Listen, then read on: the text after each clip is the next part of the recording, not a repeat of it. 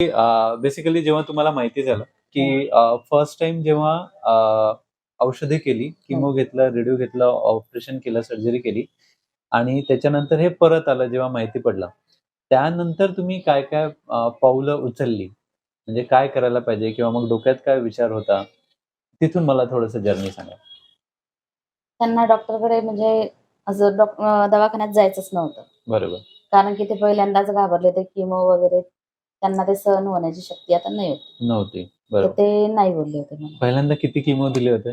पहिल्यांदा किती दिले होते ते? First time 2च? 2च अरे दिले वाह! होते. 2 ह्याच्यातच कारण की ते कमीत कमी मध्ये झालेलं होतं त्यांचं. हां, बरोबर. जास्त वाढू अच्छा, अच्छा. दिलं म्हणजे नव्हतं. लगेच माहिती पडलं आणि ऑपरेट पण केलं. हो. ओके. हां.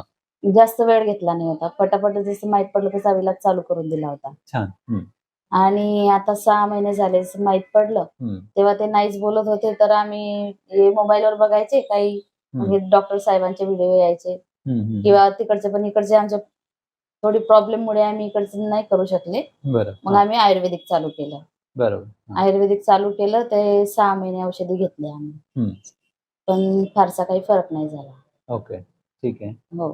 आणि मग नंतर जेव्हा दिसायला लागलं होतं, नवीन जेव्हा आला, हो. तेव्हा तेव्हा कशी सुरुवात झाली होती? आणि त्यांना तेव्हा त्रास काय व्हायचे? दिसायला म्हणजे त्यांना दिसत नव्हतं. हं.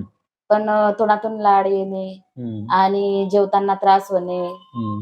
असं ठणक सारखं होतं. तिथे आम्हाला तर असं वाटत होतं कारण की फेब्रुवारी महिना होता ना, हं. तर आम्हाला असं वाटत होतं की थंडी आहे आणि हं. त्याच्याने पण यांना ऑपरेशन झालेलं आहे, तर त्याच्याने यांना त्रास होत त्रास असेल. होतो. तर आम्ही बरोबर. थोडं ते मेडिकलवरनं जायचे ना, गोळ्या औषधी घेऊन यायचे. हं, हं. तितक्यापुरतीच आराम पडायचा. हं. पण नंतर आम्ही मग 1 महिन्यानंतर तपासणी केली. 1 महिन्यानंतर तपासणी केली. तपासणी केली. बरोबर. तेव्हा त्यांनी सांगितलं सांगितलं त्यांनी, परत करा. की यांना असर दिसतोय. बरोबर. त्यांनी काही टेस्ट वगैरे करायचं सांगितलं, कारण की आम्हाला तर कन्फर्मच होतं, कारण की त्यांचं पहिले ऑपरेशन झालेलं होतं. हं, हं, हं. आणि चंडक हॉस्पिटलमध्ये चंदक हॉस्पिटलला. जळगावला. जळगावला. जळगावला. त्यांनीच हं. सांगितलं, हं. की हे तेच लक्षणं आहेत. बरोबर. मग त्यांनी तितकं सांगितल्यानंतर आम्ही दुबारा तिथं पण नाही गेलो. अच्छा. म्हणजे ठरवलंच होतं, की किमोथेरपीमध्ये जायचं नाही. त्रास नाही. जास्त होता त्याचा. हो. बरोबर. कारण की त्यांना त्रास खूप झालेला आहे ना हां. पहिले. हं. त्यामुळे ते बरं. नाहीच म्हणत होते. बरोबर. मग नंतर तुम्ही ते व्हिडिओज वगैरे सर्च करत होते सरांच्या. हो. हां. आणि मग ते बघितले. मग ते बोलले, की इथं अ, गोळ्या औषधीने किंवा हं. त्यांचे टेक्निकल हिसाबाने जर होतंय, तर मग हां. मी तिथंच जाणार.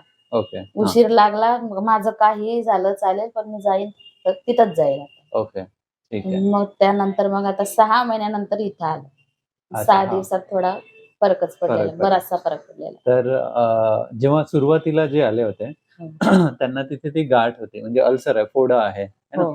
तिथे तुम्हाला खूप जास्त जड-जड व्हायची. तर ते काय-काय त्रास होत होते? तुम्ही सांगू शकता? की काय त्रास होत होता तेव्हा? ते तर आगच सांगायचे, आग होते माझ्यात. आग होते म्हणून सांगायचं हो. आणि पूर्ण सोलल्यासारखं होतं. सोलल्यासारखं. ओके, ठीक आहे. सोलल्यासारखं. खाण्यापिण्यात तेव्हा ते काही खाऊ शकत नव्हते? नाही. ते तिखट बिलकुल खाऊ शकत नाही होते, पण आता हां. 6 दिवसात इथं तिखट खातायत. तिखट खायला लागले हो, खायला लागले. आणि अगोदर म्हणजे ते खाताना त्यांना मळमळ पण व्हायची असं तुम्ही सांगितलं होतं. नाही, मळमळ वगैरे? नाही. आग व्हायची. आग व्हायची. आग व्हायची. सारखी आग व्हायची. ते कमी झालं. ते कमी झालं. ओके. आणि जो स्मेल यायचा हो, अ, ते पण कमी झालं. ते पण कमी झाला. हो. है ना? म्हणजे किती दिवसापासून ते नॉर्मल जेवण जेवले नसतील? त्यांना तरी पण ऑपरेशन झाले म्हणजे ऑपरेशन होण्याच्या अगोदरच ते तिखट खात नव्हते. ओके. हां. खात नव्हते कारण की प्रमाण जास्त होतं ना त्यांचं तंबाखू खाण्याचं. बरोबर. हां. तर तिखट तेव्हा पण खात नव्हते. तेव्हा पण घरात थोडं तिखट भाजी झाली म्हणजे काही ना काही भांडणं वगैरे पण होऊन जायची. अच्छा. हां. तिखटमुळे. हां. तेव्हा पण मला अलगच करावं लागत होतं. 12 वर्ष तुम्ही ठरवूनच घ्या, की अच्छा. त्यांनी तिखट खाल्लेलंच नाही. खाल्लंच नाही. आता केव्हापासून हे नॉर्मल जेवण जेवायला लागले मग? इथे आले इथे तेव्हापासून? आल्यापासून. इथे इथे आल्यापासून? आल्यापासून मग 2-3 दिवस झाले आता. हां. 3 दिवसानंतर त्यांनी चालू केलं. 3 दिवसानंतरच चालू केलं. हो. 3 दिवस म्हणजे 12 वर्षाचं जे तुमचं काय म्हणता येईल वनवास सारखं जे होतं ते हो. ते 3 दिवसात सुटलं असं वाटत आहे ना? 3 दिवसात सुटला असं वाटतं. ओके. बरं वाटतंय? हां. नाही हे तुमचंच आहे बघा आपण जे करतोय, हो. आहे ना, यावरच तुम्हाला सगळ्यात जास्त लक्ष द्यायचं आहे.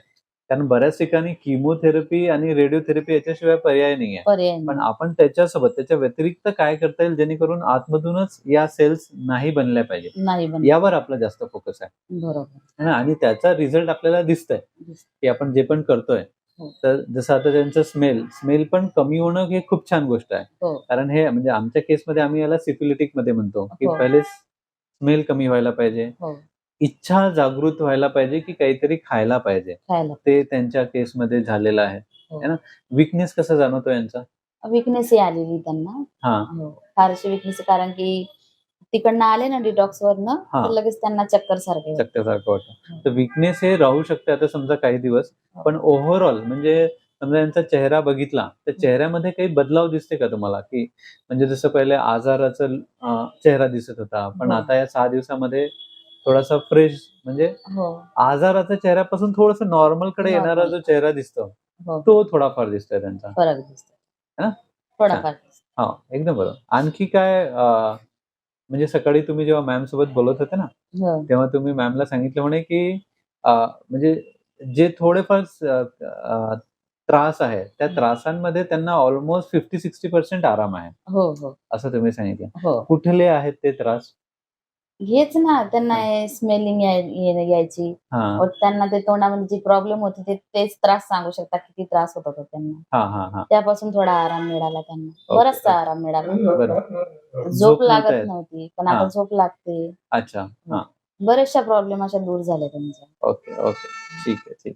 छान. झोप येणं पण ही जास्त इम्प्रूव्हमेंट आहे. हो. छाल्याकडे आता फक्त आपल्याला लक्ष द्यायचं आहे, की त्याचं प्रमाण कसं आहे. कसं आहे? ठीक आहे. हे आपल्याला कळेल आता जसं-जसं आपण समोर जाऊ, तर हो. आपल्याला त्या छालामध्ये काय-काय चेंजेस असतात, ते करायचं. तेच. तुम्ही सगळ्या गोष्टी बरोबर फॉलो करताय?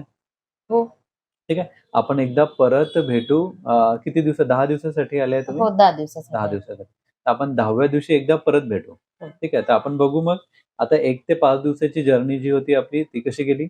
हो. नंतर आपण बघू की 5 ते 10 दिवसाची जर्नीमध्ये आज आणखी काय बदलाव दिसताय आपल्याला. बदलाव दिसतोय. ठीक आहे. तर ते पण जे पण ते सांगतात, तुम्हाला लिहायला सांगतात, वाचायला सांगतात, बघायला सांगतात, डोळे बंद करून करायला सांगतात, त्या गोष्टी विदाऊट एनी थॉट, विदाऊट कुठलेच विचार करता मनापासून करायचा आहे. ठीक आहे. बस त्याच्याकडे जास्तीत जास्त लक्ष. फक्त औषधांकडे लक्ष नाही द्यायचं. आपण काय खाल्लं, बरोबर. काय नाही. त्याच्या व्यतिरिक्त या गोष्टी त्याच्यापेक्षा जास्त महत्त्वाच्या आहेत. ठीक आहे. तर त्या गोष्टींकडे जास्त लक्ष द्या. बरं. ठीक आहे. ठीक आहे. आणखी काही राहिलं की मग आपण म्हणजे बोलूच. तुम्हाला काही प्रश्न राहिले तर तुम्ही विचारा तसे. हो. ठीक आहे. चालेल?